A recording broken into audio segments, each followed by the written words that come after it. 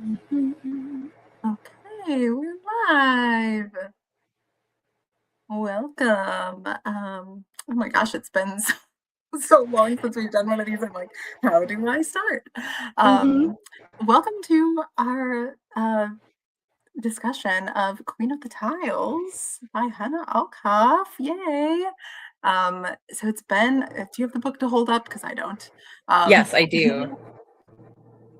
It's Here we been go. a hot minute since we've sat down for not a genre book club, but if you're familiar, uh, we talk about middle grade and YA books, and it's a passion project of Kara's, and it's very fun and exciting.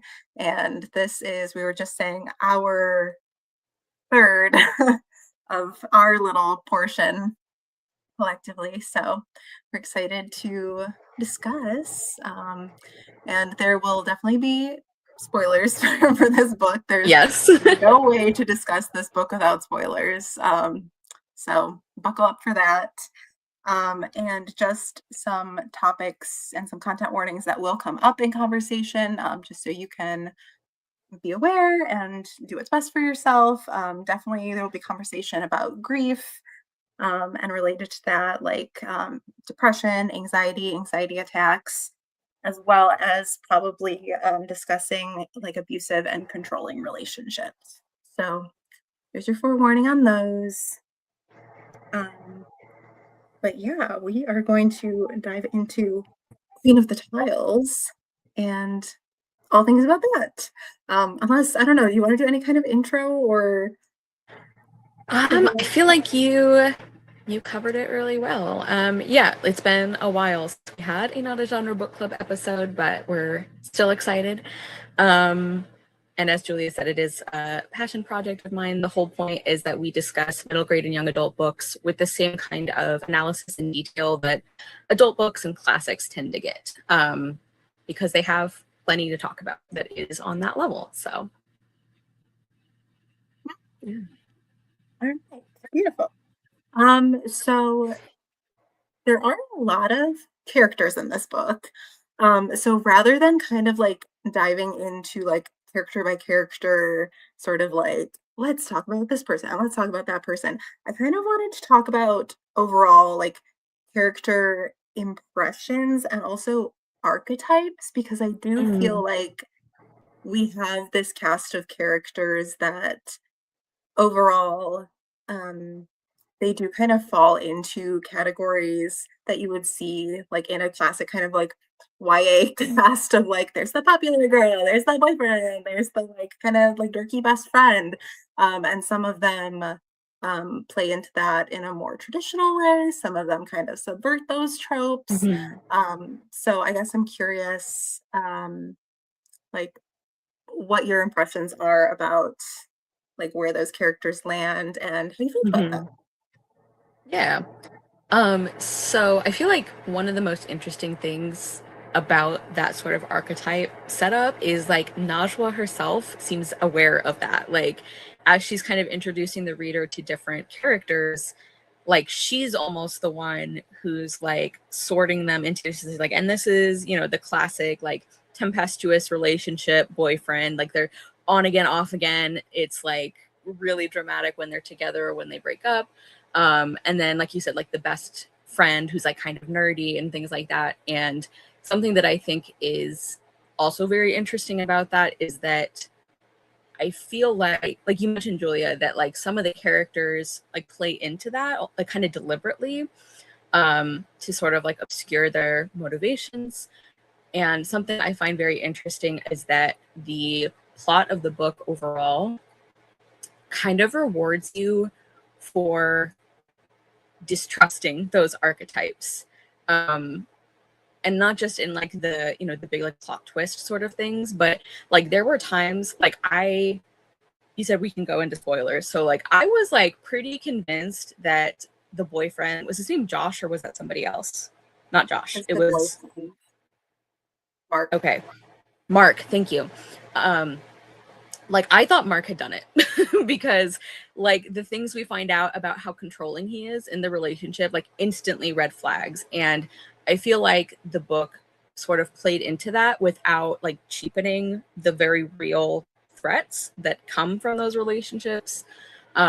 So I feel like the author and the story really use that archetype setup to sort of lure you into thinking you know what's going to happen or what already happened. Um, and then it surprises you. At least it surprised me when I first read it, because this was a reread for me. And yeah, I really like it. I feel like that also lines up really well with the sort of focus of the book club, which is like not just surface level reading, you know. Yeah, sorry, that was a lot of rambling for your one question, but it was a good No, question. it was a broad question, and that was not a lot of rambling. I feel like you like dipped your toes into what was like an ocean of a question. So yeah, no, I think Mark is a great example of that. I totally agree. Because I actually like because I read it as an audiobook, I told you, I think before the live show started. Um, so I was giving another group chat because I didn't want to discuss with you because I know, like, obviously, I want our conversation here to be like, like real and live. So I was like, I gotta save my Fresh, yeah. thoughts for Kara to Yeah, be yeah, fun. But also, it's like I have all these feelings, right? So I'm like telling the other group chat, I'm like, okay, like here's where I'm at. Like, if this person killed Trina, like this, if this person this, and I kept saying like, if it's Mark, that would be the most boring person for it to be because I'm like, yeah, that's too obvious, right? Like, yeah, yeah. And you're right, it was like it wasn't him. yeah, he would just be like the person that I'm like, all of the signs were pointing to him in that, like, those flashbacks were like too mean and too suspicious. I was like, I don't want it to be Yeah, him because then I feel like it was just like, and here's the trail of clues that point to Mark. And I'm like, no, yeah, no, don't like that. yeah. That's Not boring. a murderer, still pretty messed up person in a lot of ways. But Exactly.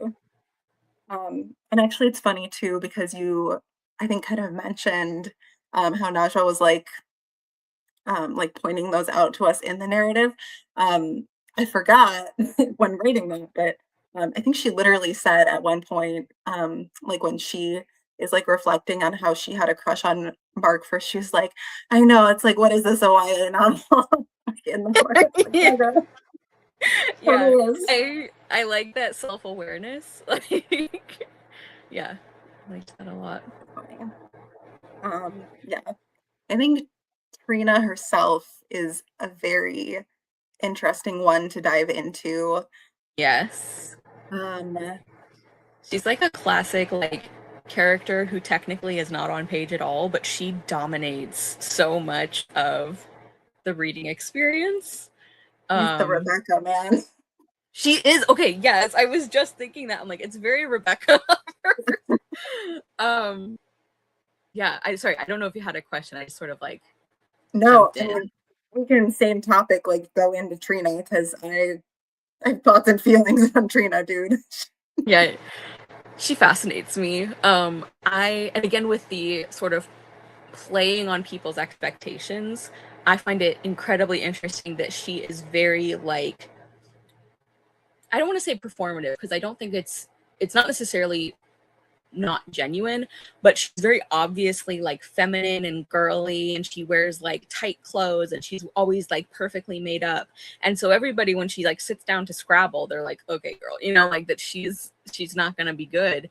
And she annihilates everybody. Like she is the queen of the tiles. Like that's why, like that's who has the crown that the rest of the characters are sort of like fighting over after her death. And I find that very interesting about her. And I also like, one of the things that I find most um sorry, did my internet do something weird?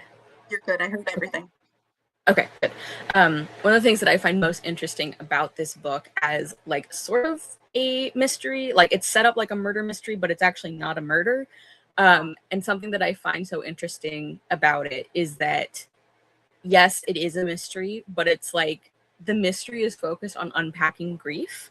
And I find it, I keep saying interesting, but I find it so Mhm. interesting that like Najwa throughout the book and like the reader along with her, it's like we're we're experiencing this grief and healing, maybe, about a character, like somebody that you're so close to and who you are realizing was not a great person. And I just feel like that was really well done because I was like simultaneously feeling both sides.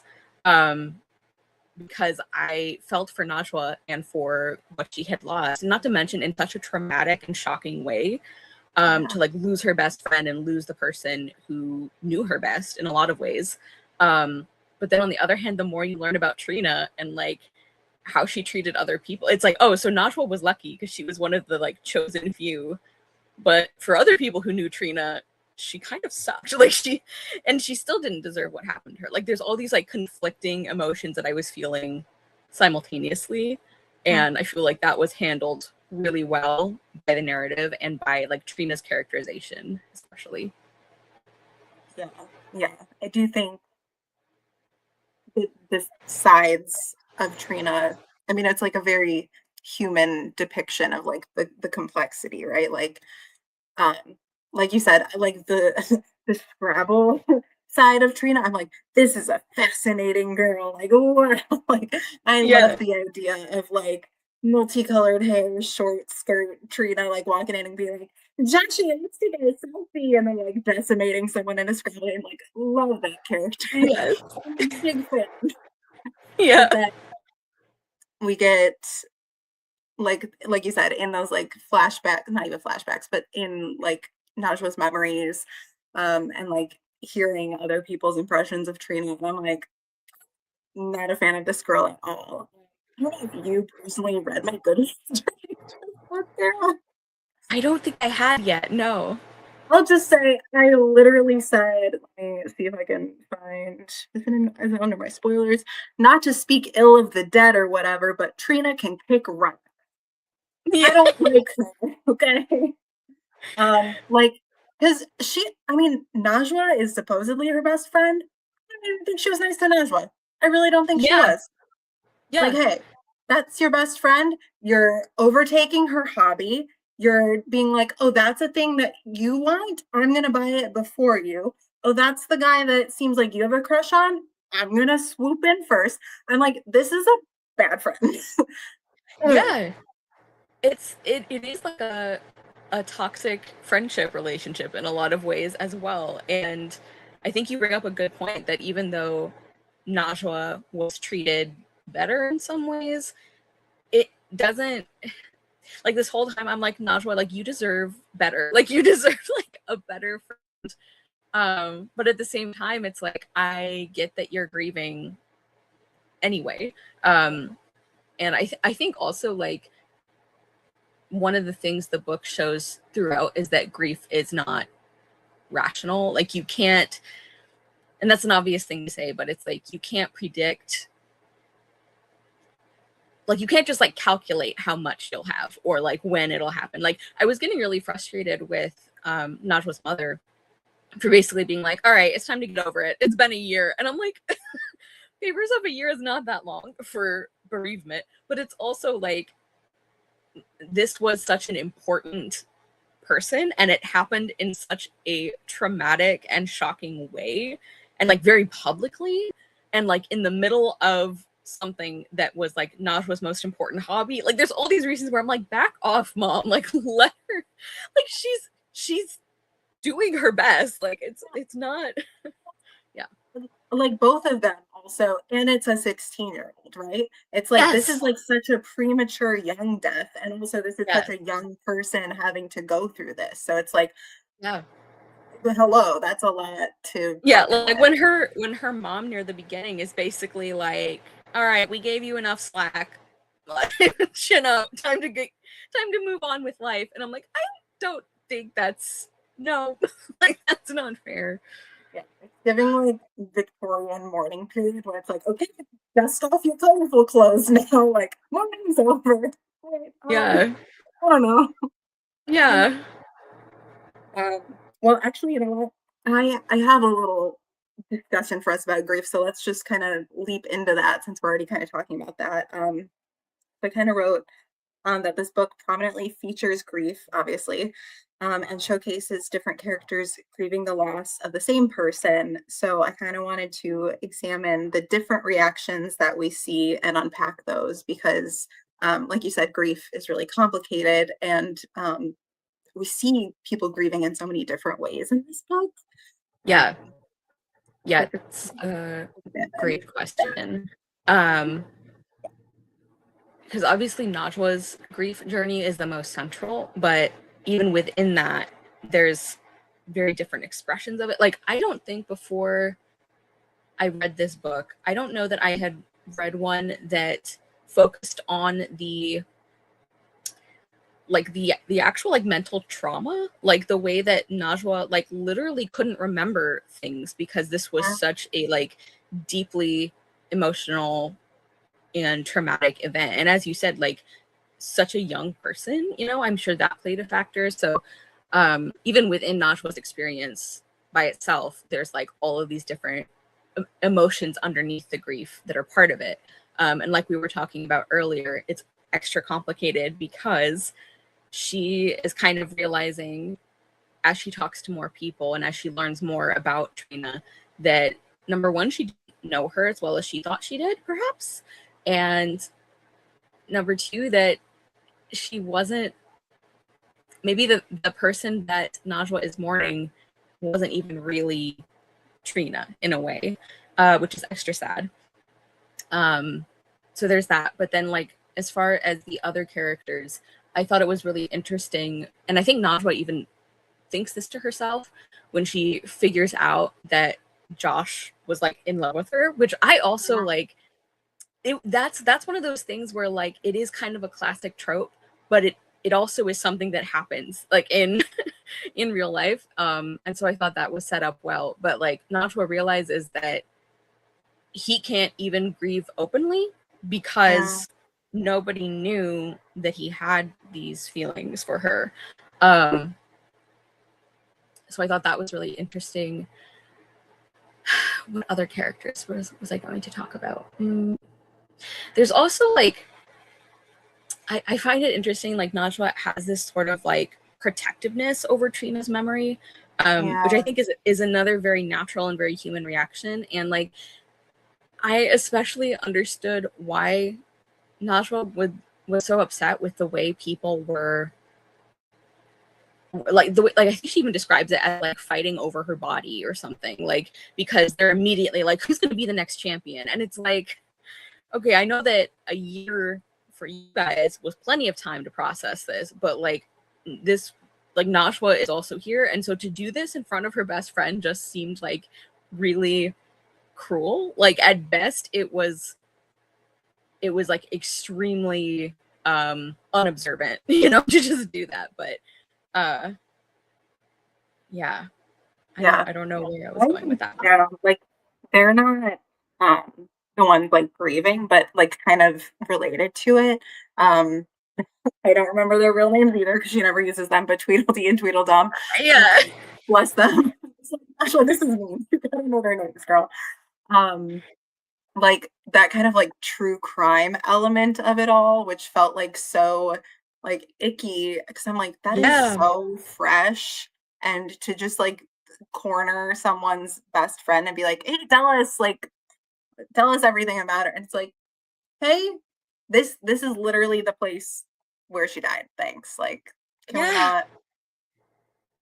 It's like everything about the situation is practically like set up to trigger Nashua, and they're like, "Can we like in depth talk about the loss of your best friend in the world, like for the fans?" Um, Okay. yeah, I really liked that reference to like I don't read true crime, and that is like a big reason why. It just like I know there are authors or creators who like go about it differently. Like I know there is some efforts made to like not do the kind of thing that was happening in this book, but I just don't like the the entertainment value from tragedies that are in most cases like very recent or still happening. And so even though I liked those two characters well enough as people, and especially like the role they played at the end, I thought was interesting. And I like that we get to see a little more complex motivation from them because like they were the only ones who seemed interested in like, well, why did this really young person die so suddenly?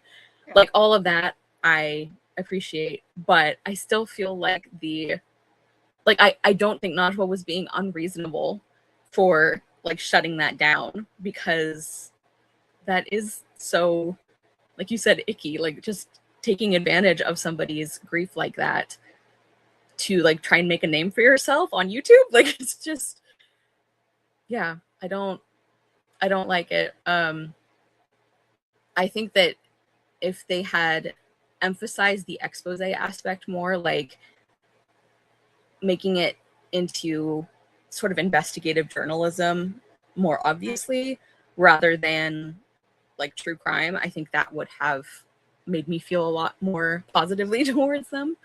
Um, yeah, they're like profiting off of grief, really. Yeah, that's accurate. I also thought it was very interesting in the beginning to have Najwa like kind of, I don't want to say like corner Mark, but kind of, and be like, well, you're not even grieving, and he's like, I'm sorry, like you don't know what I do personally, so how dare you? Yeah, Because I do think that was like a valid thing to bring up. It's like just because someone's not like, like in the corner, like this all the time around you, like you don't know how they're feeling or processing things. yeah, So I thought that was an important one for her to highlight as yeah. well. Yeah, I thought that was like a good example of like, yeah, this other person is right. Also, though, I am more team Nashua than I should be like with this because, like, specifically when she's like, "Well, you're just like dating everybody," like kind of thing, and I'm like, I would also be upset. Like, again, he is correct. It's none of your business, and also that she had no idea how he was actually feeling or other things that he was doing. But like, I think I might have that same kind of like selfish instinctive reaction of like, well, you're clearly not as upset as you should be because like, look, you're just dating everybody. Like, look at all these girls you're hanging out with. Like, so I'm Team Pootery. She's my favorite. So like he's whatever she's great. doing, she's right. He's great. I love her. Yeah. And also the fact that, I mean, not to like jump to the end, but the fact that the book ends with her being like, okay, and we're friends now. I'm like, this is my best. Like a good friend for Nashwa. I know. Girls supporting girls. Like Yeah. and I I was I like, love Kara's too gonna that love this. yeah, Kara did love this. Like, and I love as well that like that's another example of somebody not playing into the stereotype because like, Puturi is beautiful and like not standoffish exactly, but she has like a very particular type of personality. Um, and I really liked that who she actually is was so different than the assumption somebody might make about her. I mean, including the fact, which was it was like very subtle in the story, which I thought was effective as well. Um, that like Butchery is still praying like 5 times a day, like Najwa is. And even though a lot of people wouldn't expect her to be as devout, like I thought that was really cool as well. That like you can't make assumptions like that about somebody based on how they look or the kind how you would sort of categorize them. Yeah. And I think for her, like stereotype niche too, that one was really well done because it was so set up by Najwa herself. She's like, ah, I walk into that hotel room, and of course, out of all the people in the world, it has to be Putri who hates my guts because this is Trina's ex's ex. Oh my god! Like I was like, Yeah. girl, like relax. And then of course Putri is like, I'm going to Starbucks. Do you want anything? And I'm like, I think she seems fine. Yeah, I agree with everything you said. I think it was set up and executed beautifully, and sort of one of the earlier signs for Najwa that like she is very good at reading people, but also like anybody, she is influenced by her own feelings or assumptions, and sort of like assumes that those are based in fact. Um, yeah, Very teenager. Very very teenage of her. teenager. Yeah, very human being of her, honestly. Yes, Like, so true. Which, by the way, speaking of human beings, like I know the police said, no foul play, everything was fine.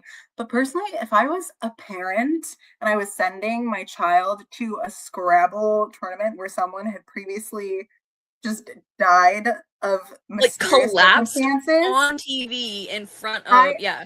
yeah, I would be like, no, they can't just have a randomly assigned roommate. Are you crazy? Also, I'm gonna be staying in this hotel. What are you talking about? Yeah, yeah. It's like I know everybody about. I don't remember if it was Ben or Singapore Ben. I think it was Singapore Ben. Like everybody's like, yeah, his mom is like super overbearing, and I'm like, I get it. She is very pushy about some things, but like, there was like a possible murder, like in this tournament, or at least like you said, a wrongful death, a suspicious death. Like, I, I feel like she's reacting appropriately in some ways. Like, I would have yeah. concerns as a parent. Yeah. Yeah, yeah.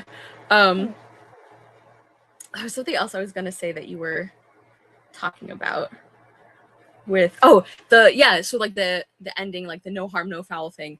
I like every time I have read this book, I think it's been 3 times now, and I love it.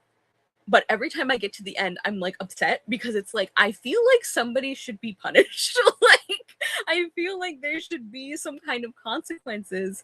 And I mean, maybe that's deliberate, like on the part of the author, because like it is sort of unfinished feeling, and that's how like grief is as well. Um, but it's like I don't know. I mean, since we're in full spoiler territory, it's like I feel like Yasmin should be punished somehow, like because she did. I mean, she didn't have anything to do with Trina's death specifically, but everything else she did was awful. So We gave multiple people diarrhea. I'm just gonna say it. Like she that's was true. harming people. So It's true. And I guess the reason that there's not like legal consequences or something is that from like all the interacting medicines that or yeah, supplements that like Trina had, like the only person who gave her something knowingly was Huteri, and it was not one of the things that interacted that killed her, like whereas the people who did give her the things that ultimately killed her, none of them knew that they were doing that, so it's I get that for the people who were actually involved, it was like unknowing.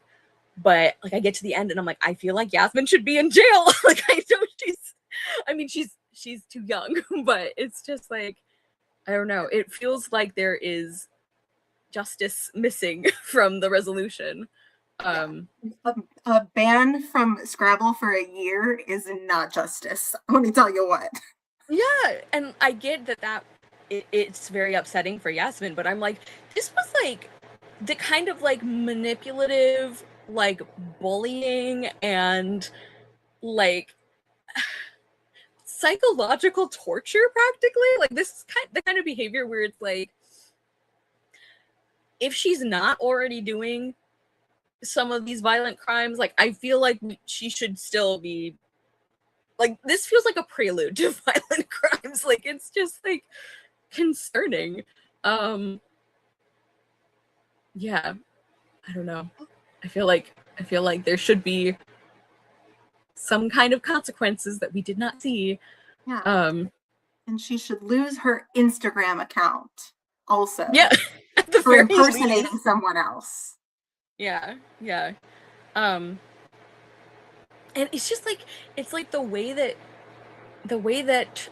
Yasmin even like talks about Trina and Najwa. And it's interesting because this whole time we've been talking about how Trina is like very complicated and a very unpleasant person in a lot of ways. But like the things that Yasmin says about her, I'm like, that also is not okay. Like the way she was like, well, Trina's dying was the best thing that ever happened to me. And I'm like, what is wrong with you? Like, I'm like, I don't even like it's so weird because it's like, how am I trying to say this? It's not like she wanted Trina as her friend. She wanted Trina's friendship. You know what I mean? It's Mm-hmm. like the Yeah. possession of the friendship. It's not like she wanted her friend. Does that Yeah. make sense? No, I agree. It wasn't based on Trina as a person. It was like an object. And kind of like the reflected popularity almost. Like, Yeah. yeah. Yeah. It's like you took away my shiny trophy that showed like I'm friends with the cool girl, and now Yeah. you're basking in the light, and it should be me. Yeah. And I do get how hard it is for like really one-sided friendships. Like that is rough, that is always difficult. And I can understand why that would mess up Yasmin. Especially because it doesn't sound like she had a lot of other friendships to sort of balance that out. But like obviously the things that she did about it were like way out of proportion. Um yeah, and I feel like that maybe that's another sort of recurring motif with the different characters is that like because even with Trina, we hear some things about like her home life that are pretty depressing. Like, she put on this mask of like it being fine, but like that's not a way for anybody to grow up. Um so with all these different characters, it's like the your circumstances can influence you in ways that other people can understand, but it doesn't give you permission to act however you want or to mistreat other people. And I feel like Yasmin and Trina both do that in very different ways.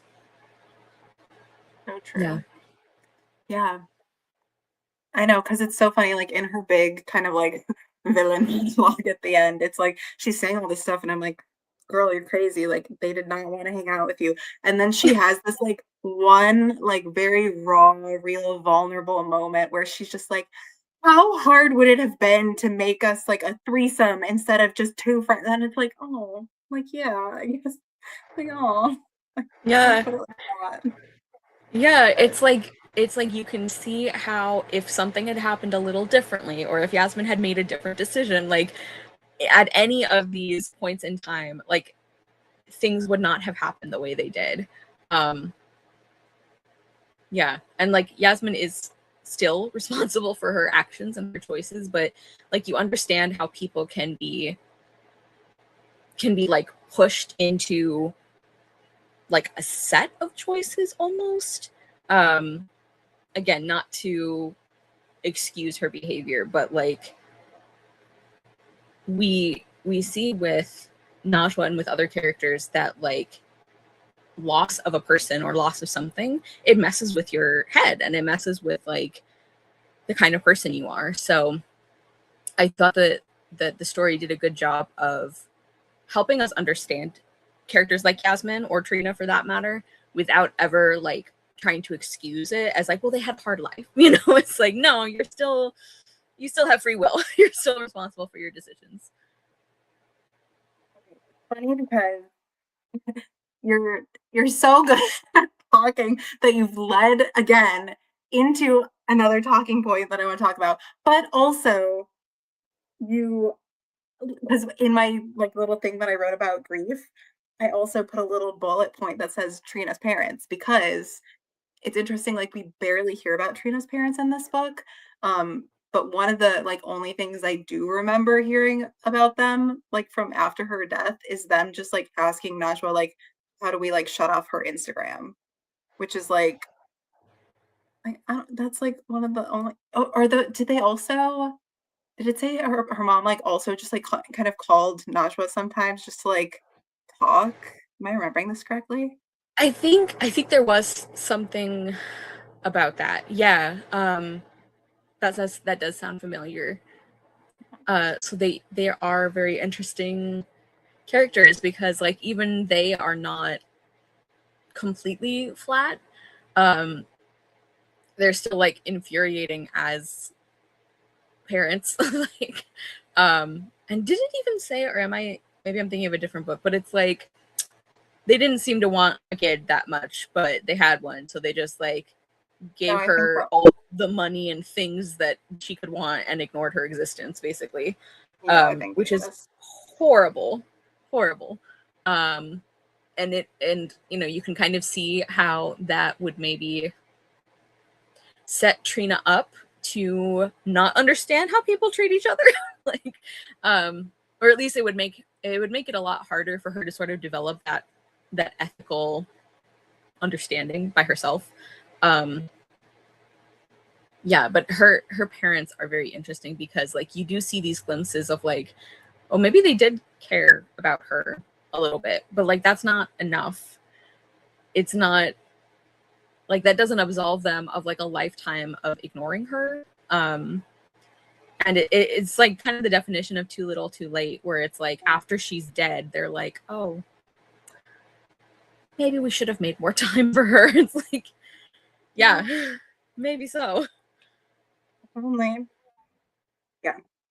Um, okay, great. So since we were talking about the ending already, um, so how successful did you feel this book was as a mystery, given that there were technically two mystery plot lines to solve, so to speak? And we find out at the end, really, there only was one, but and what did you think of the ending? And then obviously the first time you read it, because as a reread you already knew, but did you have a main suspect in Trina's death?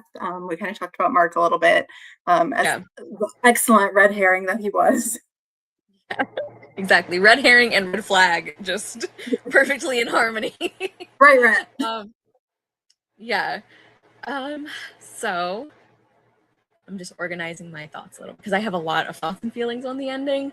Yeah. um I like when I first read this book, and actually even on rereads, honestly, I found it very effective as a mystery, in that I did not want to put it down. Like I needed to know what was happening and who was doing it. Um, this is also a book like I would definitely not recommend it to people reading it for the mystery, Yeah. because I think the mystery is most effective in the way that it includes other discussions, like the way we've talked about like grief and like knowing a person and like missing somebody that you didn't know as well as you thought you did. Like all of those things I think are incredibly important in the story and how the mystery works. And so in that way I think it was really effective. Yeah. And I don't necessarily, I mean, we can't know, but I don't necessarily think Hanna Alkaf was writing this trying to blow your mind with like the twist or the solution. I think it was like in service to the characters and to their stories, and I liked that. I will say that there were a few sort of clues or realizations throughout where I was like pulled into it as like strictly a mystery. I wasn't like thinking of it as like a vehicle for other things. Like one that I remember really clearly is um when Najwa is like talking to one of the characters about like the cold medicine or something that Trina took, and they say like, oh yeah, well, it's just like, this is just a supplement, it just has like St. John's wort in it or something. And Najwa automatically is like, oh, you can't take that. And then she's like, wait, why was that in my head? And she remembers when she was taking medicine, like all of that. And the dextromethorphan, I think it is, my mom actually had a really horrible reaction to that ingredient. And this was like, what, I was like a baby or something, so I just know about it from family. But that was like instinctively scary to me because I know that that is like not something to mess with. So like there were moments like that that I think were still very effective in more of a straightforward like mystery clue kind of way. um Overall though, like I said, I think the strength of the mystery are in the way that it engages the characters and the themes. Like I said, I was suspicious of Mark, even though he was sort of like the obvious one, just because like the specific behaviors he exhibited are, like we said, red flag and red herring. It's like it even though it would have been predictable, I was like, I can't just ignore the fact that he's like, you shouldn't be wearing that. Like, what are other men gonna think? Blah blah blah. It's like, you're garbage. You better rest, buddy. Yeah. So Yeah. I think that was all your Yeah, that was well questions. said. Yeah, because I feel like I totally agree with your first point where sorry, I shouldn't be hitting that. Slap I it. was like, I don't know if that was loud. Um, that I think I would not market this book to anyone as a mystery. Like, I read this really good mystery, but I think the mystery elements do a really good job of propelling the story forward and like Yes. keeping you engaged with it. Yeah. Yeah, because I'll tell you what, when I hit like the 45% mark and Najwa was like, not to say Mark twice, but was like, Mark, let's solve this mystery. I'm like, girl, I know, I've been here ready to solve a mystery. Don't tell me halfway through the book, let's solve a mystery. I know, I'm ready. Like, Yeah. so like it's not a mystery because they're just deciding to solve a mystery. Like it's definitely more like a contemporary with these mystery elements in it. So I was like, no, girl, I know there Yeah. is a mystery to solve. Yeah. I guess the reason that she didn't immediately like show up at the tournament and is like, let's figure out what really happened. I guess because like to her also, she's like, I'm in a contemporary like this is just my life, you know, I'm not a crime solver. Yeah. Um Well, and it and isn't until what's that? I don't think she really truly did believe that there were like this like nefarious Right. circumstances around Trina's death until there was all this like creepy like what's going on with the Instagram, what's like Yeah. And I thought that was like effective as well. Like that's a very like modern way to create that unease, but I thought it was very effective because it's like, yeah, like Trina obviously is gone. Like who is using her account? Like who could even be doing that? Like what and why would somebody be doing that? Like right. it pretty much couldn't be for a positive reason, you know? It's like they're um yeah, so I thought that was effective as well. And I even feel like the sort of what's the word I'm looking for? There's a specific word I can't think of. I guess anticlimax, sort of. The like anticlimax of like finding out like, oh, it wasn't murder or, you know, like it was an accident. Yeah. Nobody did it knowingly.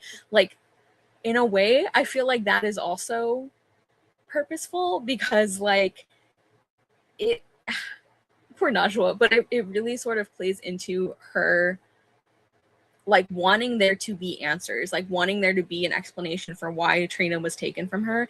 And it kind of boils down to like, it just happens sometimes, you know, and like that is unfair. And I think that's how the reader is feeling maybe as well. Like even when we were talking about how like getting to the end and it's like somebody should be in trouble for this. Um, and understanding intellectually why it wasn't like why it isn't considered a wrongful death. But yeah, I don't know, just I guess what I'm getting at is that even the parts of the ending that I think were maybe less satisfying, because like, you know, it's not a murder mystery in the end. Um, I think that they were still very effective and intentional at what they were doing, in my opinion. Yeah. Because I will say personally, for someone to tell me like, and the 16-year-old had cardiac arrest, I was like, hey, what? I went through all that for that. Like I was like, oh, okay. But the like gotcha of the like Yasmin interview was so good that I was like, okay, like I'll allow it. Yeah. this I will now because that moment when they're like, yeah, we got everything. That was really good. Yeah. Um, Yeah. um, I will say I think like my suspect list, yeah, definitely. Well, okay, again, because my strategy normally with mysteries and like thrillers is to go, okay, who do I suspect the least? Because that's probably who it is, right? I'm like trying to Yeah. Yeah. backwards, trying to Yeah. like Poirot it. I'm like, whoever it doesn't seem like it should be, that's who it is. Um, so I was like, the most boring answer would be Mark because it seems too obvious. Yeah. Second most boring answer would be Josh because that's her rival, right? So I was like, Yeah. too boring. My third pick actually was Yasmin because I was like, I feel like that's too like, oh, the scorned friend, right? It was like, Yeah, yeah. ooh. Um, and then I didn't really get beyond that. Honestly, in my heart of hearts, the reveal I really wanted was that with her memory loss, I wanted Najwa to have done something shady. Like, I wanted Oh. her to have blacked out and been like, "What? I did" like, and not even necessarily, like, killed her on purpose, but, like, "What? I had some relation to this tragic series of events." I was like, "That would have been crazy." But Mm. no, the memory loss truly was just grief, so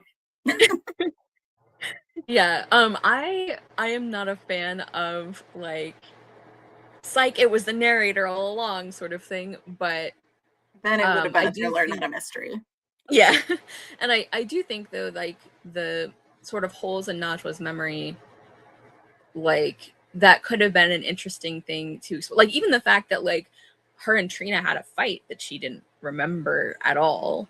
I think there could have been something more done with that. I wouldn't have wanted it to just be like full on like waha Najwa was the killer like sort of Yeah, thing, but that was a lot.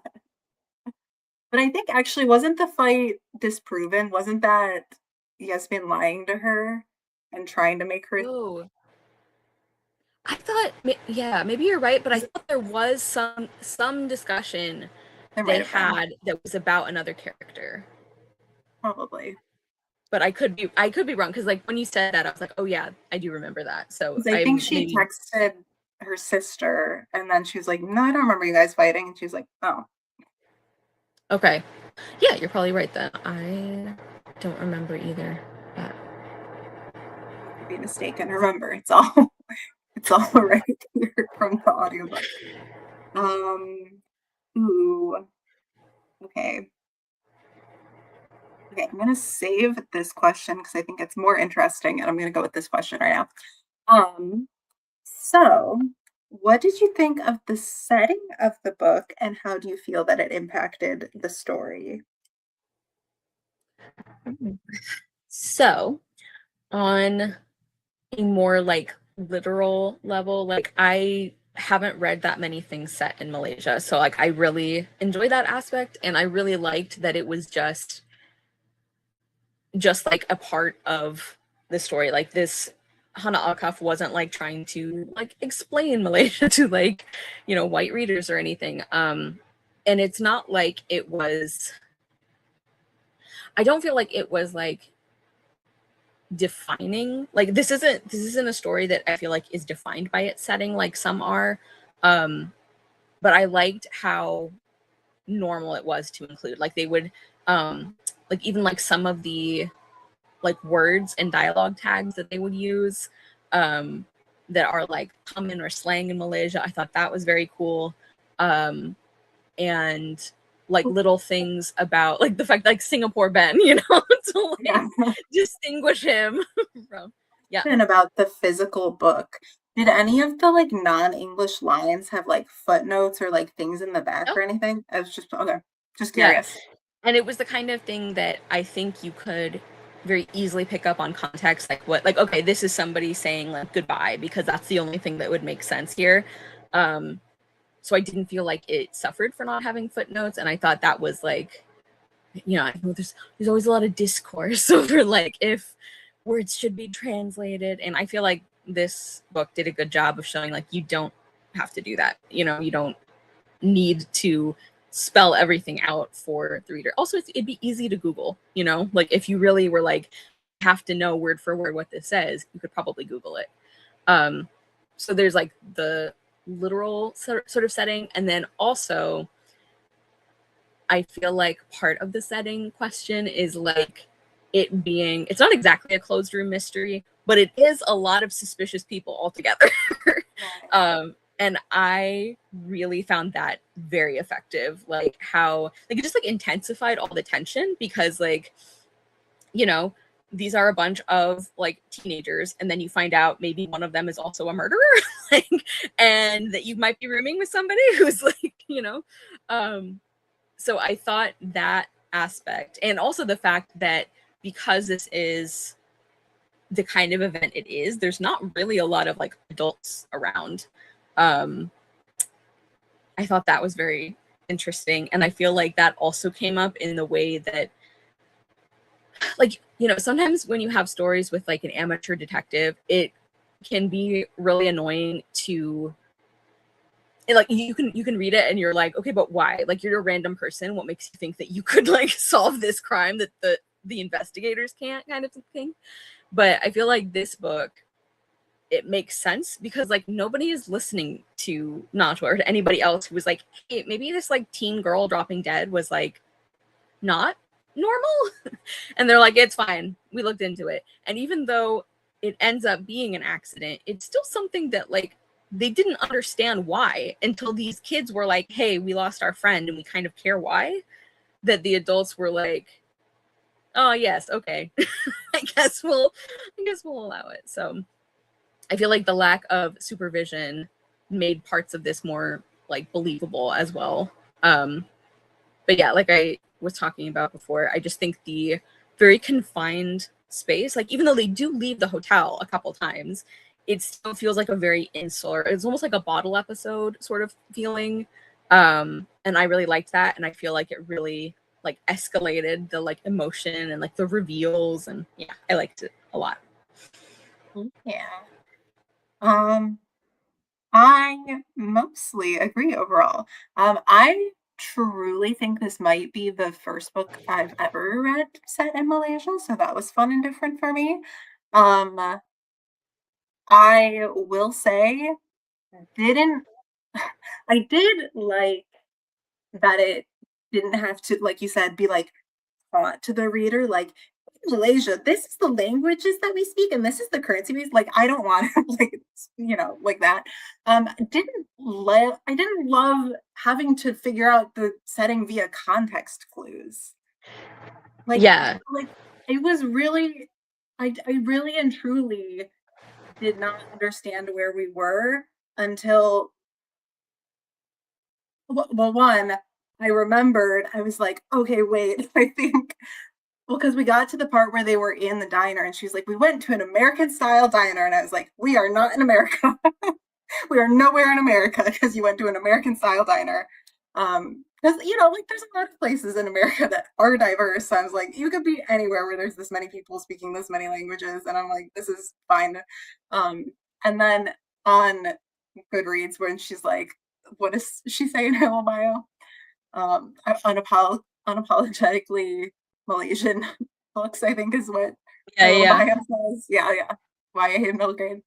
And so I was like, got it. Um, and the fact that they're like all using WhatsApp instead of like texting. And then I think there was Mhm. like maybe some different something else that maybe could have clued me in. But I was Yeah, like, but I also think we it just would be needed a something. lot. I think it would also be a lot harder to pick up on those sort of like details via audio. Yeah, Like I think that would also complicate it quite a bit. So yeah. I think maybe at some point we had like one, oh, I think she had, like, named a city or something, and so I, like, immediately Googled that city. I was like, "Where's the city?" But I think it wasn't even, I think it was, like, where someone else was from, so I was like, "I don't know if that's helpful to me or not," yeah, but I got there eventually. Um, but I also do agree with you about, like, the hotel setting and, like, not it being, like, a perfect sort of closed door mystery, but that having yeah, that sort of, insular, um more confined setting did make things like more tense, yeah, um, which was really suspenseful and I liked it.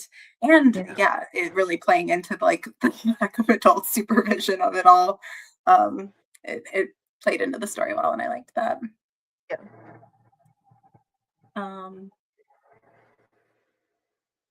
wait. I feel like now's the time instead of me ending on a negative note. Can I say one thing about the diner scene and I'll let Mhm. it go? Yeah, Okay. I have beef with this diner scene, Kara. I'm so, so serious about this. And if you have your book, right? I do. Check if it is in the physical book because I will not let her editor live this down. Okay. Okay. Two things about it, technically. They order, okay, so they go into the diner. They order vanilla milkshakes. Hmm. The waitress makes a big deal about them not having straws because of the environment. Okay? Do you remember this? She goes, I we think don't so. have straws because eco-friendly, blah blah blah. And Najwa like gives her a side eye and she's like, you have plastic water bottles. And then she like goes and gets the vanilla milkshakes. Okay. Comes back, gives them the milkshakes. Mark and Najwa are talking, whatever. He starts like swirling the quote chocolate syrup into his milkshake. That's my first gripe. This one's minor, but why is there chocolate syrup in his vanilla milkshake? You Oh made no, it wrong. I think he put it in there. Okay. That's That's what my I first assume. gripe. I hate that. Don't order a chocolate milkshake. Order a chocolate milkshake if you wanted chocolate in there. But my Yeah. actual editing gripe, it literally says he's stirring it with a straw. She said they don't have straws, Kara. I got beef with this editor. Yeah. Why have the waitress say that they don't have straws and then Mark has a straw? I'm still trying to find the scene. I know what you're talking about. I had to replay the audiobook. I was like, there's no way he has a straw. She said there's no straws here. I Okay, was wait, going here we go. crazy.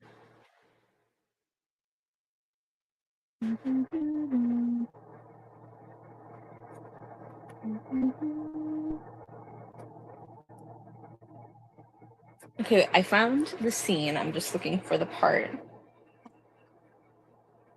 I'm on pins and needles right Sorry. now. I'm on tenterhooks.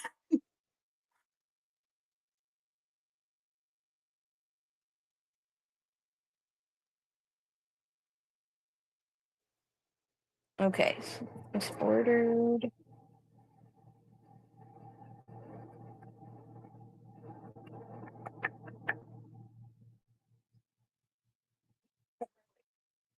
They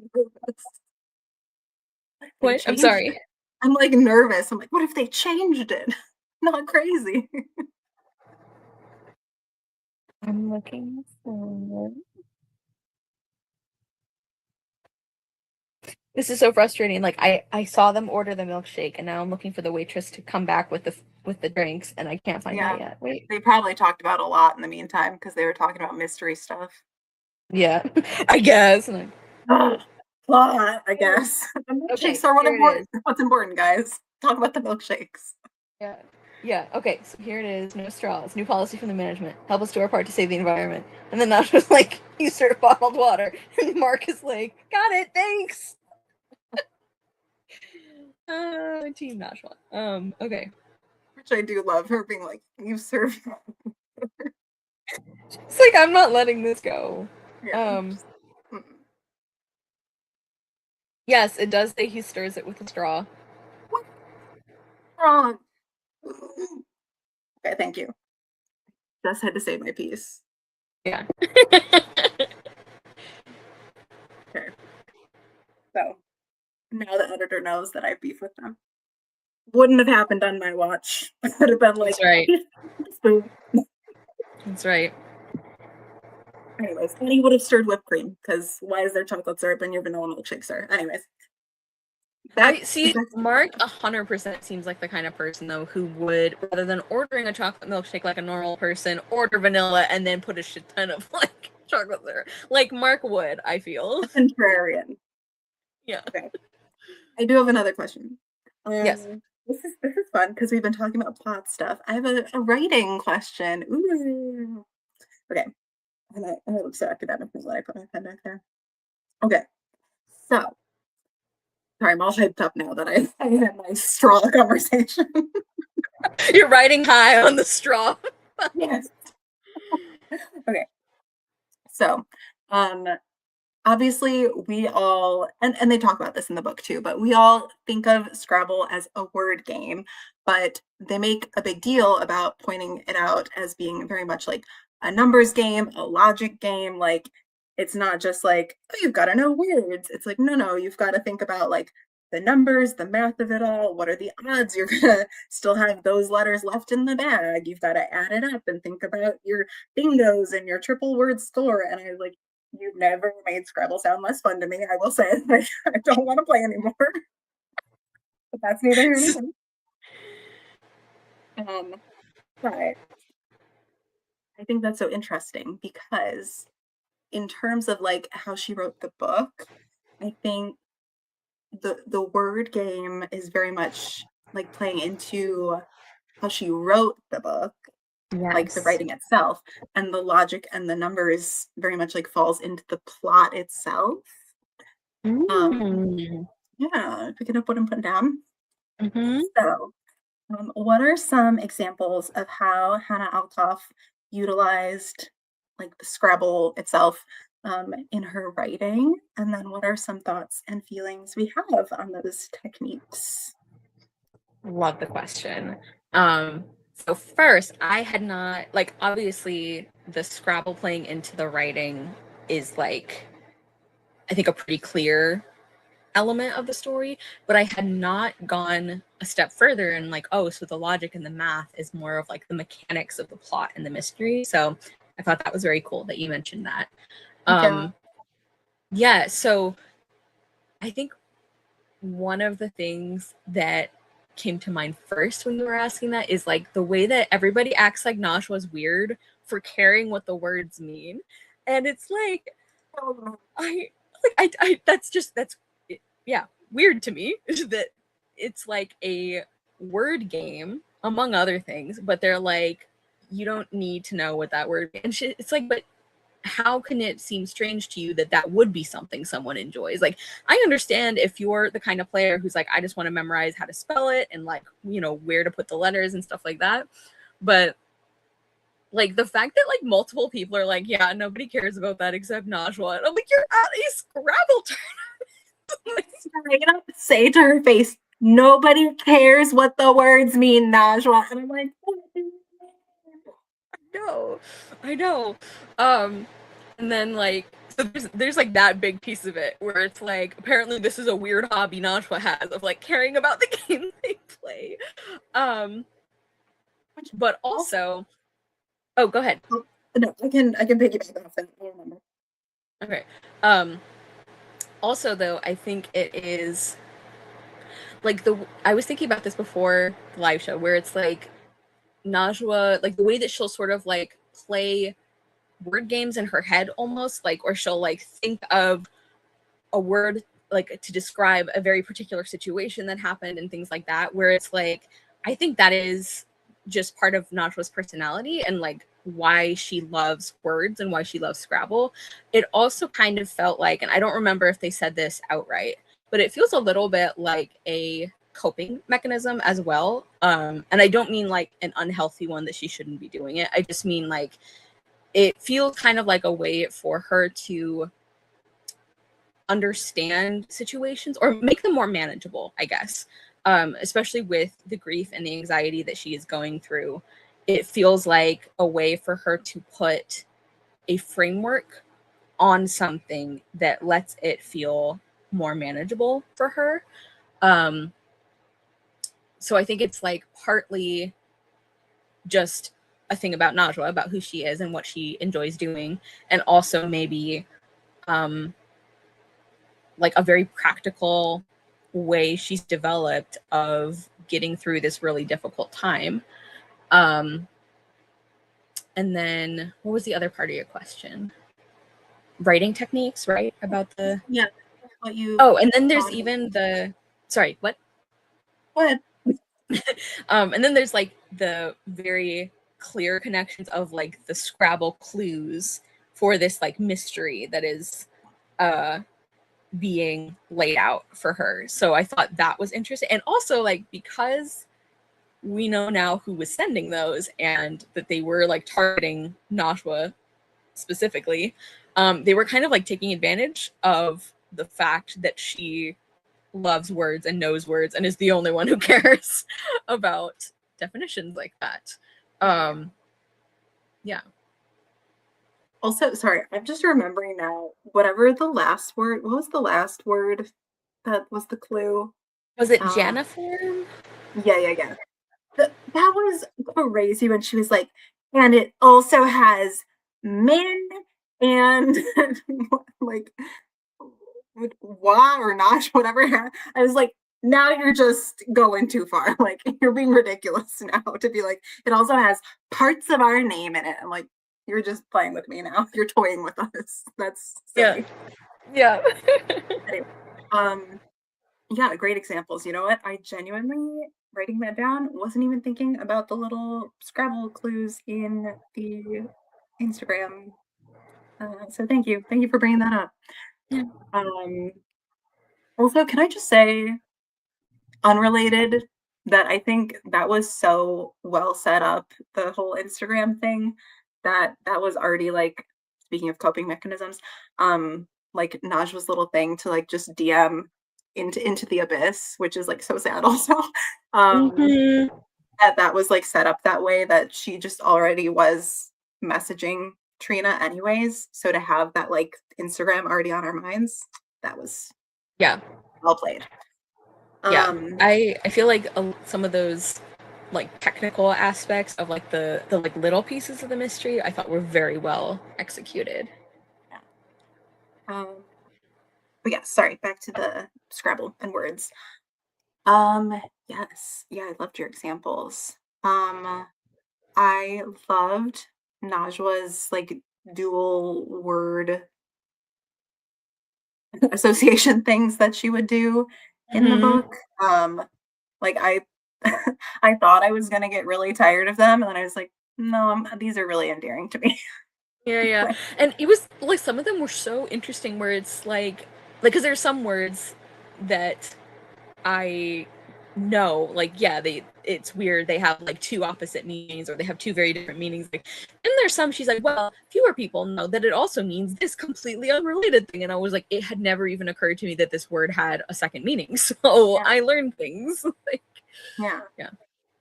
and even words that are just like really simple and have two meanings, and the meanings like are related, but it's like, yeah, they are like almost the same thing, but not. It's like bother could mean like something that is annoying you, or it could mean that you're annoying someone, you know? So it's like, Yeah. is it upsetting you, or is it the thing that is, you know? So it's like, could be in Yeah. either direction. So it's like, Yeah. okay.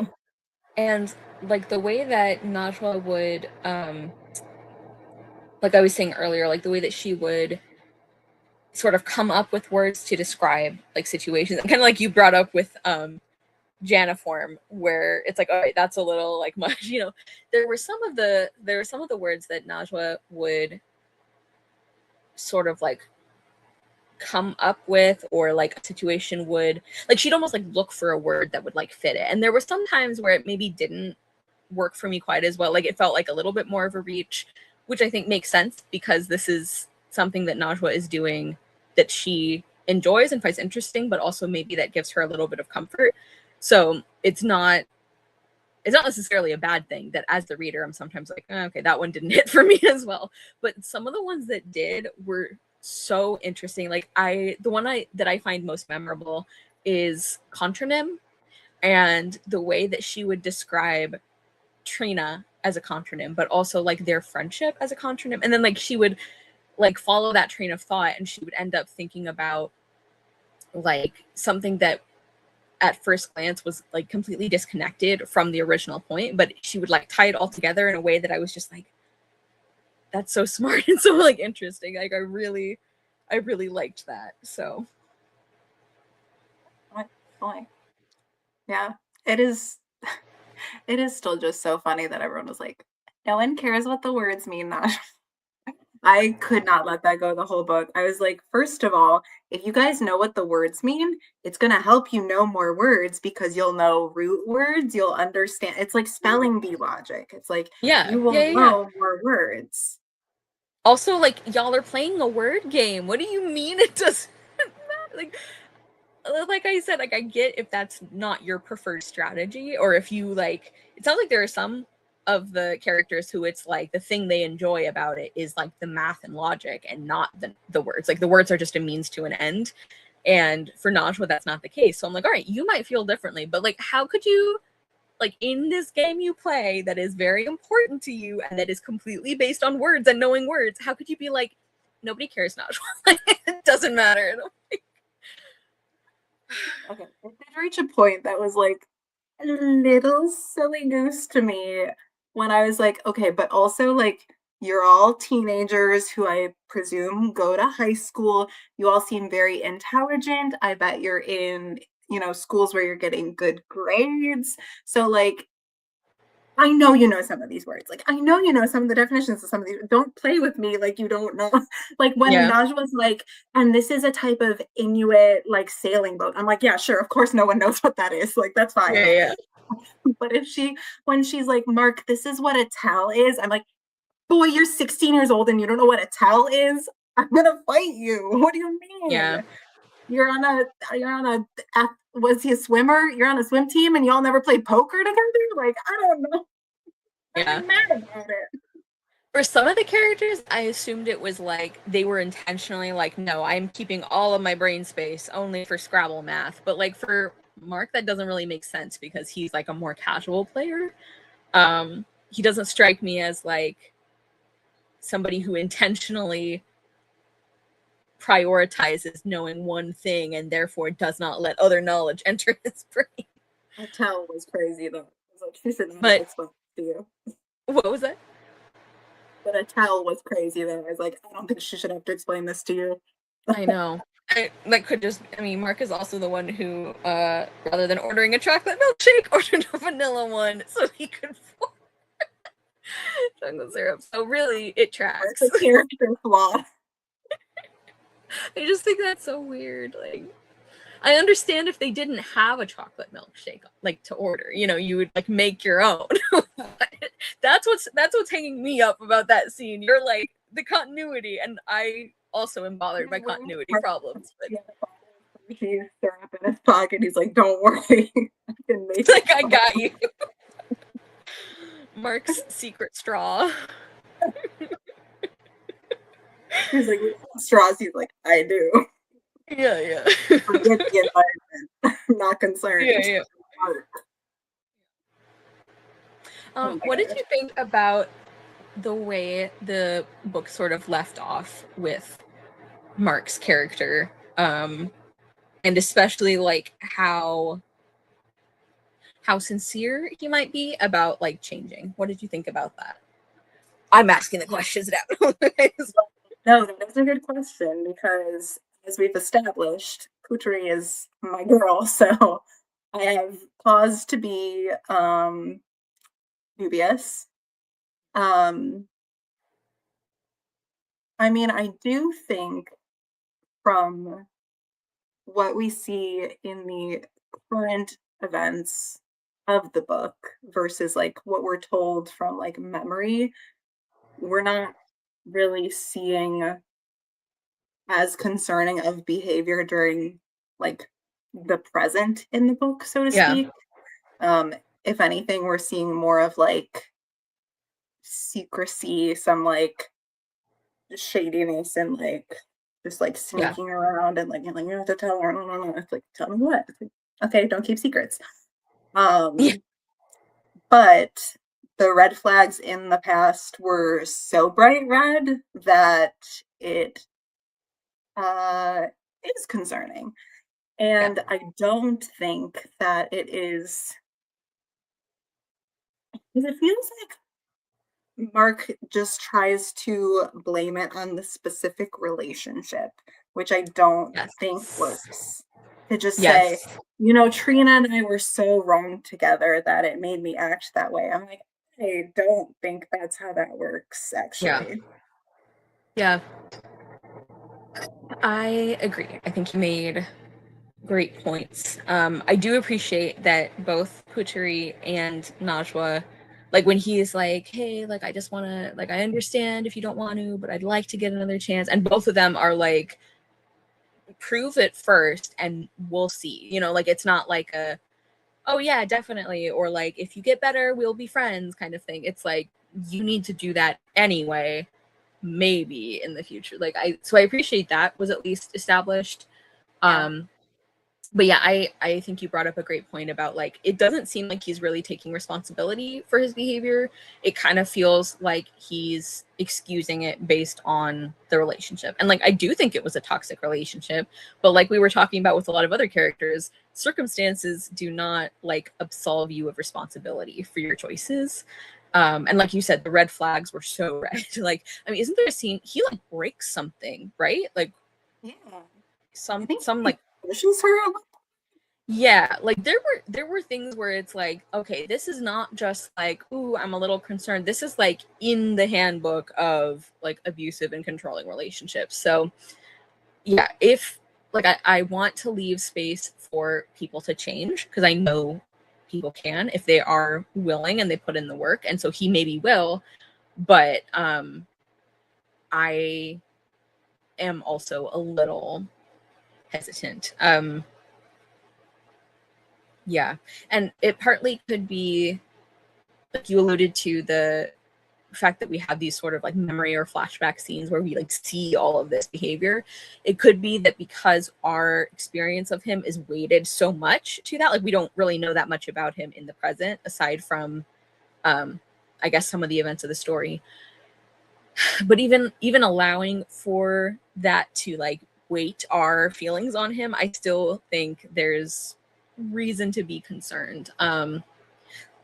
Yeah, I think like I was happy that they at least it was at least presented the way it was. Like it's not like I don't think the author did a bad job of like showing that. I appreciate that there was this explicit conversation of like, we'll see, I don't know, like you have a lot to fix, and then maybe, but that's all I'll give you. Um, Yeah. but like as far as do I think the character will succeed? I don't know. I hope so. I'm glad that Puteri and Najwa are friends for many reasons, but one of them is I feel like however things go with Mark trying to be a better person, I think that the two of them will help each other through that. So Yeah. Yeah. And it's good that they would have that shared like knowledge of like who he is and his background so they can both be like holding him accountable and being like, yes, okay, and like well, looking out for see. each other. Yeah. Yeah, yeah. Yeah. But, um, I have well, okay, wait. As I established, I listened to the audiobook and could not get a physical copy of this book. So I don't have any quotes to share. Do you have any quotes you want to share? And then I Um. also have a silly, fun question for the end. Okay. Cool. I love silly fun questions. I have one quote from the beginning of the book. There were others that I had originally like marked or taken a picture of, and I don't know if I can find them. Like they were ones. I think that several of them were ones where Najwa was like doing her sort of word association thing, and just like some of the things that she said about like grief, especially, and like knowing people or losing people. Like I thought that was very effective. But this one, this quote, I just think is very funny. Because it's near the very beginning, and she's describing Yasmin. And she's like, have you ever been to one of those kiddie parties where the adult in charge has planned games and prepared prizes and is intent on making sure everyone has a good time? Yasmin has big children's birthday party organizer energy. Fluffy hair, fluffy personality, equal parts energy and anxiety, all wrapped up in an elaborate desire to please and topped with a big old bowl of cheerful. Like, very effective and a little savage, but like yeah, I just thought that description. Also, it's even funnier, I think, reading it physically because like the capital letters do a lot of heavy lifting. It's like planned games and prepared prizes and is intent on making sure everyone has a good time. Like it's really funny. So yeah, there was that one. Um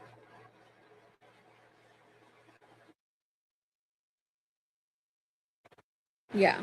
I don't know where the other ones were. My quote was Najwa going, "You serve bottled water."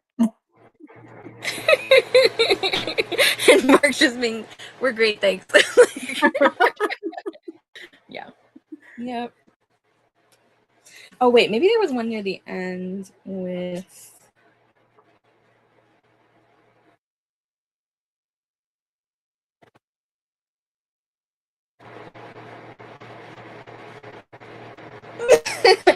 your girl Puteri had some winners as well. So this is near the very end, after like Yasmin is dragged away to not be punished at all, basically. Um, where she's like, "I'll always have beaten you."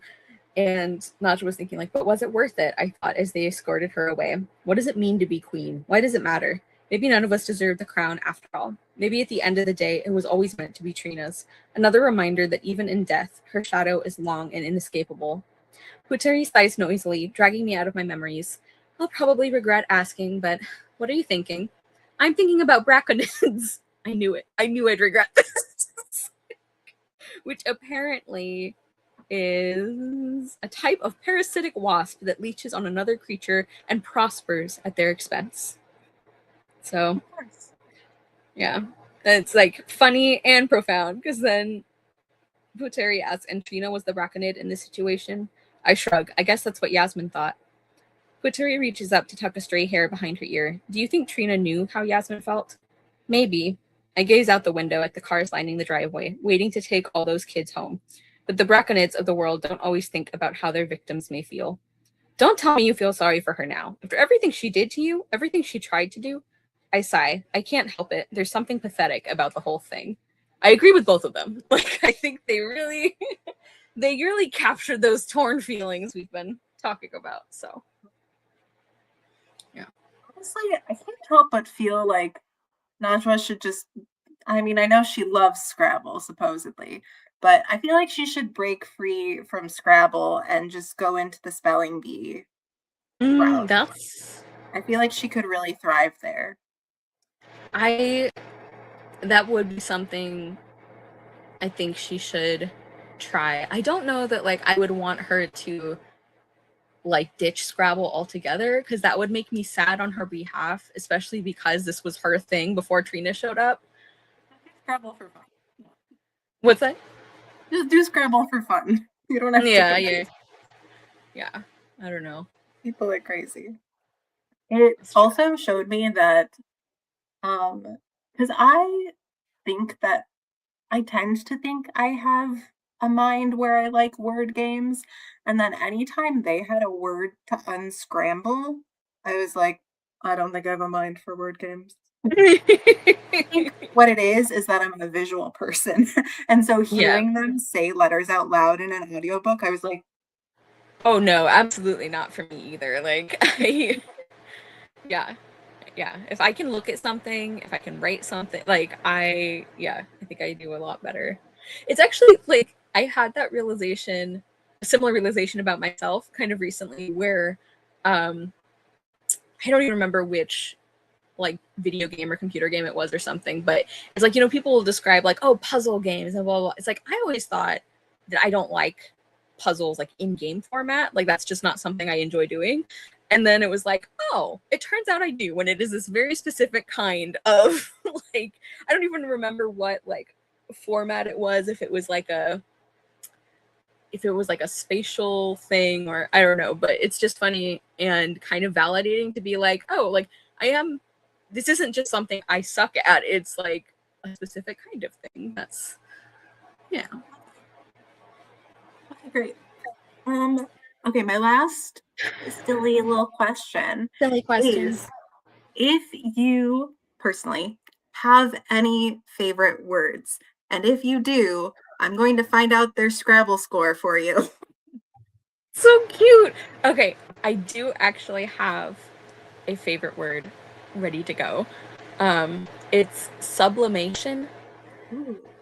It's when a solid, rather than going to a liquid and then a gas, it goes directly from a solid to a gas. And I just love because like if I can be Najwa for a minute and talk about why I love the meaning, I just think it's so cool because like it's a very technical scientific word, but the word sublime is in it, and I find that incredibly cool and interesting. Like sublimation. Like it transcends. I think that's very cool. So That's beautiful. yeah. Assuming that there's no any sort of triple double word scores or Yeah. bingos or anything involved, it is 15 points. Okay. I figured it wouldn't be that many because the letters aren't rare, Yeah, but it's still my favorite word. it's a beautiful word. Yeah. Do you have a favorite? I want to know.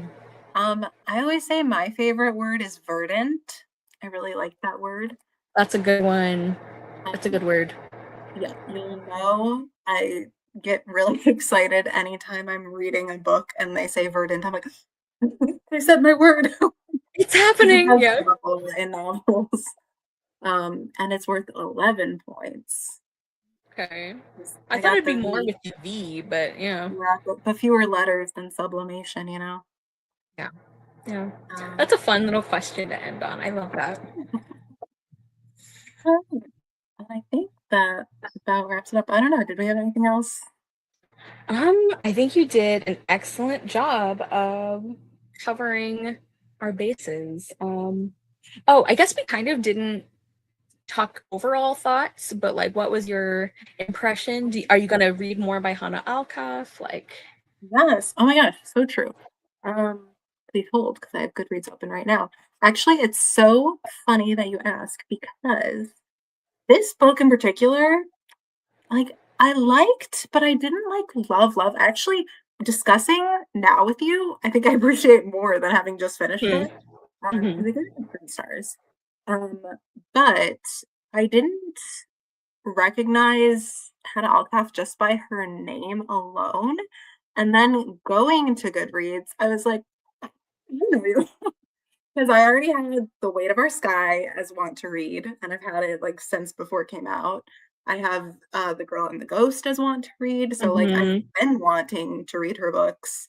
And I just didn't know that they were all by her, apparently. Yeah. So she I will continue to be on my radar. Yeah. Well, good. Yeah, I love this one, but I every time I've read it, I've given it 4.5 stars because there's just like a couple little things about the end, especially that I think could have hit harder, considering how effective the rest of the story was. But I do really enjoy it, and also as somebody who does not read mystery or thriller in general, I have a very fond appreciation for stories that use mystery to do other things. I find that very interesting. So that was sort of right up my alley with this one. Um, I do think you would really like The Girl and the Ghost, though.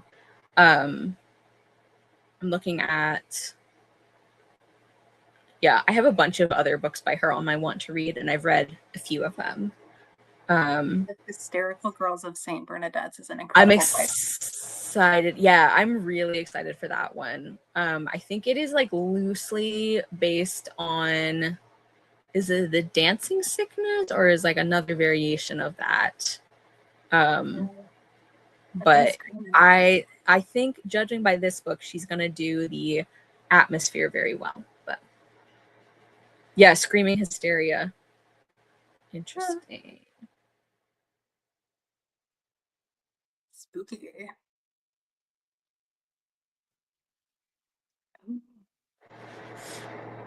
The books on the readers also enjoyed list are so spooky.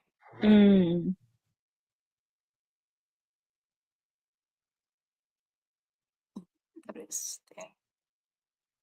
Oh, before you begin reading, please note that this book contains discussions, my internet's cut off, and depictions of sexual assault, trauma, and PTSD for the Hysterical Girls of St. Bernadette's. Mhm. Would you? Okay. Wow. Good discussion. I really, like Yeah. I said, it made me appreciate the book more. So, yay. Yay. Yeah. And do you want to say what we're reading next? Yes. So our next and possibly final, this we'll see how things go. We'll be reading and discussing The Dark Days Club by Alison Goodman. It's the first in a trilogy, which is why technically we don't know if it's going to be our last book or not, because we might end up wanting to continue, based on, like, I already know I love the series, but based on how Julia feels. But it is a historical paranormal, um, and it does a lot of things that I wish books in this subcategory did. Like it does them. And we also, like, we have lots of female friendships. It's not like a not like other girls thing. It's also, unlike the Infernal Devices, the time period matters quite a bit. Like there's multiple times where, like, some of the, like, male characters, for example, they'll be like, all right, we're gonna meet up here and go and fight the bad guys, and she's like, bro, like, I can't just meet a bunch of men by myself. And they're like, oh yeah, I guess that wouldn't work. um yeah, so I really loved the trilogy when I read it a couple years ago, and I'm excited to discuss the first book. And I think it'll be a really interesting one for this book club specifically, because I think this combination of genres is not one that people would necessarily think of as having a lot of depth to, but it really does, in my opinion. So, yeah, and I think I am set to host that one if I'm remembering correctly. I think you're right. I think so. Yeah. And hey, if we do read the whole trilogy, then that still keeps us even at having one other live show each. So we'll see. They're quite, like, chunky books, but I always found that they read very quickly. And I also think the romance is very good. So yeah, I'm excited for that. And anything to wrap up, Julia? Yeah, well, thank you for the great conversation. I'm excited for our next read. Thank you for the wonderful leading of conversation. Yeah. Do you want to do our sign off? Sure. Okay. Sorry, I Why did I didn't get mean to throw intimidated? you I'm like, off. this is my chin. Yeah, thank you all so much for watching. If you joined us live, I know we've had a couple silent lurkers. And if you're watching this back, that's what they've been. Sorry, I'm just gonna call like I see them. Yeah. Or if you're watching this back, thank you also. And we'll look forward to chatting with you in our next live show. Yeah. Bye. And it won't be as long of a break this time. I swear. Promise.